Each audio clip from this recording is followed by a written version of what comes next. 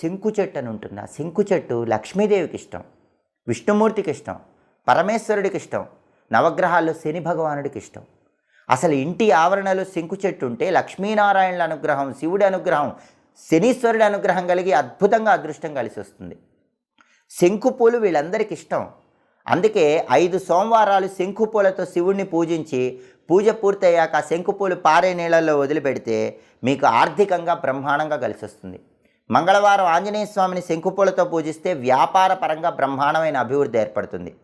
బుధవారం విష్ణుమూర్తిని శంకుపూలతో పూజిస్తే వ్యాపారం, ఉద్యోగంలో తిరుగులేని విజయాలు వస్తాయి.